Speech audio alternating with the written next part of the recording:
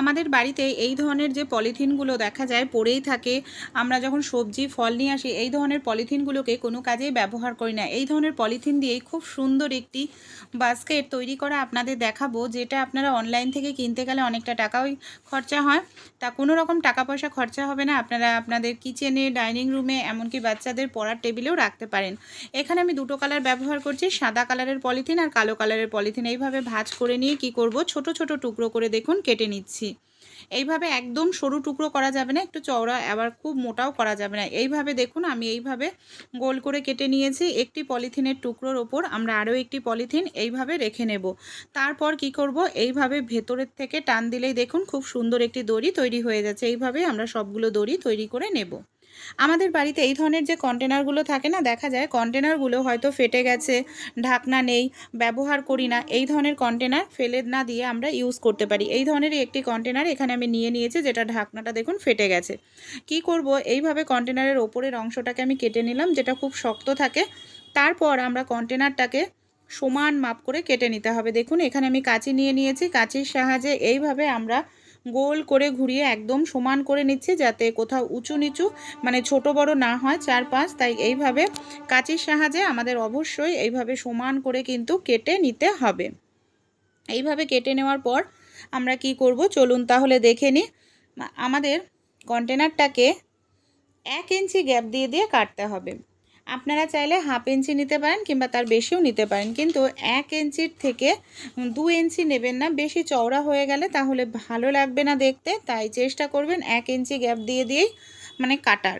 Half inch করলেও ভালো লাগে, সরু হয়, ভালো লাগে দেখতে। আমি এখানে 1 ইঞ্চি গ্যাপ দিয়ে দিয়ে পুরো কন্টেনারটাকেই গোল করে ঘুরিয়ে এইভাবে কেটে নেব। এই দেখুন এখানে আমি এইভাবে কেটে রেডি করে নিয়েছি। আর এখানে আমাদের পলিথিনের যে টুকরোগুলো করেছি সেটাও দেখুন, দুটো কালারের দড়ি আমার রেডি হয়ে গেছে, সাদা কালারের পলিথিনের দড়ি আর কালো কালারের পলিথিনের দড়ি। এবার আমরা কি করব, এই যে কন্টেনারটাকে নিয়েছি, কন্টেনারটাকে একটা পাশে এইভাবে আমি কালো কালারের একটি পলিথিন ঢুকিয়ে নিলাম এইভাবে। তারপর কি করব, তার উপর দিয়ে আবারও আমি সাদা কালারের পলিথিন এইভাবে ঢুকিয়ে নেব।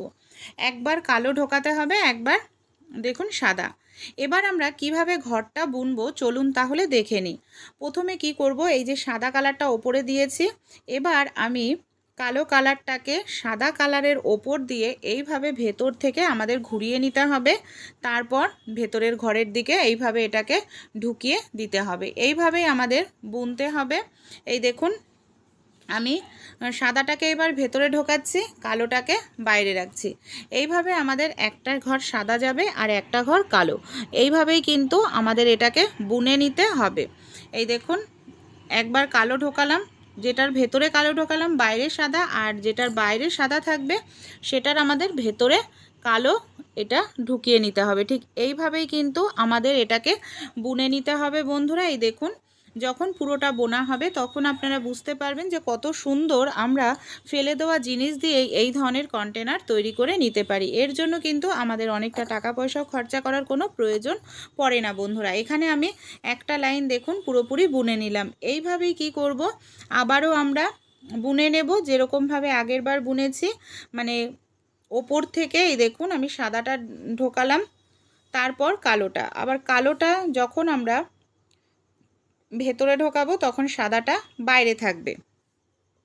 আর এটা তৈরি করতে বন্ধুরা আমাদের কিন্তু অনেকটা সময় লাগে না, খুব তাড়াতাড়ি এটাকে আপনারা করে নিতে পারবেন। অল্প সময়ের মধ্যেই তৈরি হয়ে যায় অসাধারণ একটি জিনিস। এই দেখুন এইভাবেই কিন্তু আমি এখানে পুরোটা বুনে নিয়েছি। এখানে আমার অনেকটা বোনা হয়ে গেছে, দেখতে পাচ্ছেন কত সুন্দর একটি জিনিস এখানে আমার তৈরি হয়ে গেল বন্ধুরা।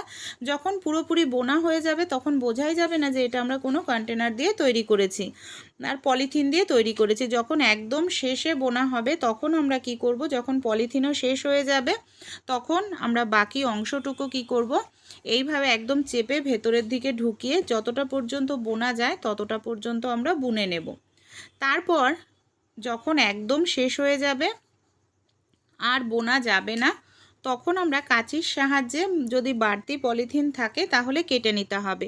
এখানে আমার সাদা কালারের পলিথিনটা বাড়তি রয়েছে, তাই সাদা কালারের পলিথিনটাকে এখানে আমি কেটে নিচ্ছি।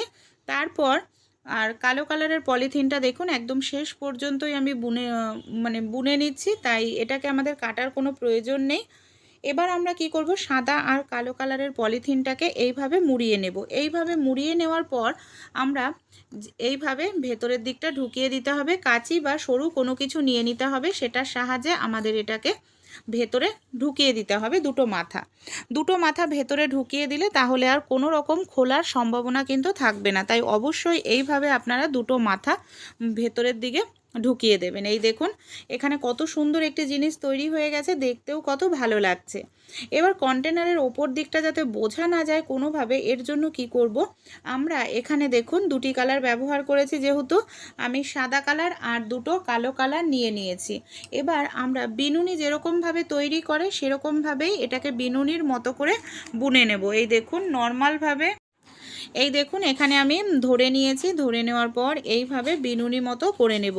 আর অবশ্যই অতিরিক্ত টাইটভাবে কিন্তু বিনুনিটা এখানে আমাদের বোনা যাবে না, একটু হালকা করে ধীরে ধীরেই কিন্তু বিনুনিটা আমাদের এখানে বুনে নিতে হবে।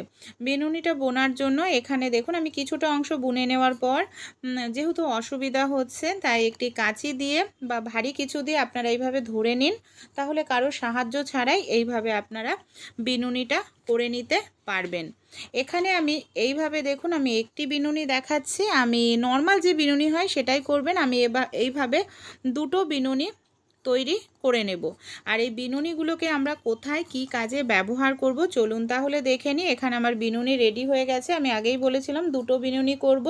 দেখুন রেডি হয়ে গেছে। এবার কন্টেনারের দেখুন যেহেতু মাথার দিকটায় এইভাবে যদি একটু বিনুনি দেওয়া যায় তাহলে দেখতে সুন্দর লাগবে। এই দেখুন এইভাবে ঘুরিয়ে আমাদের বিনুনিটা দিতে হবে। আপনারা চাইলে সুতোর সাহায্যে সেলাই করে নিতে পারেন বা আঠা ব্যবহার করতে পারেন। এখানে আমি কি করব, নর্মাল যে আঠা হয় ফেভিকল আঠা সেই বা ফেভিকুইক আঠা, সেই আঠাগুলো আমি ব্যবহার করব। ফেভিকুইক আঠার সাহায্যে বা ফেভিকল আঠার সাহায্যে লাগালেও এটা সহজে আর খোলে না, অনেক দিন পর্যন্ত এটা আটকে থাকে। এইভাবে আমি ভালো করে সবার প্রথমে আঠাটাকে চার সাইডে এইভাবে লাগিয়ে নিচ্ছি। আঠাটাকে এইভাবে আমাদের ভালো করে সবার প্রথমে আগে লাগিয়ে নিতে হবে। দেখুন এইভাবে আমি ঘুরিয়ে খুব সুন্দর করে আগে আঠাটাকে লাগিয়ে নিচ্ছি। তারপর এটাকে কি করব, যে বিনুনিটা আছে বিনুনিটাকে ধরে আমরা এইভাবে লাগিয়ে দেব। কিছু সময় রেখে দিলেই দেখবেন খুব সুন্দরভাবে বিনুনিটা একদম ফিক্সড হয়ে যাবে আর কোনোভাবেই খুলবে না। আর এইভাবে যদি বিনুনিটা লাগানো যায় দেখতেও কিন্তু সুন্দর লাগবে। এই দেখুন কিছু সময় রাখতে হবে, আমি লাগিয়ে সঙ্গে সঙ্গে দেখাচ্ছি। এবার আমরা কিছু সময় রেখে দেব, তারপর যে নিচের দিকটায় আরেকটি বিনুনি করেছি সেটাকে আমি নিচের দিকটায় এইভাবে লাগিয়ে নিতে হবে। এখানে আমি নিয়ে নিচ্ছি আবারও আঠা দিয়ে নিচের দিকটাতেও এইভাবে আমি বিনুনিটাকে ভালো করে লাগিয়ে নেব। চলুন তাহলে সবার প্রথমে আমি নিচের দিকটা একটু আঠা দিয়ে ভালো করে লাগিয়ে নিয়েছি। দেখুন কত সুন্দর একটি জিনিস আমাদের তৈরি হয়ে গেল বন্ধুরা। ফেলে দেওয়া জিনিস দিয়েই তৈরি হয়ে যাবে এই অসাধারণ জিনিস। আপনারা চাইলে আপনাদের রান্নাঘরে চামচ, ছুরি, গ্রেটার, এমনকি পিলার এই জাতীয় জিনিসগুলো রাখতে পারেন। আপনাদের যে ডাইনিং রুমে ফল রাখতে পারেন, কিংবা বাচ্চাদের পড়াশোনার রুমে আপনারা পেন, পেন্সিল এগুলো রাখতে পারেন।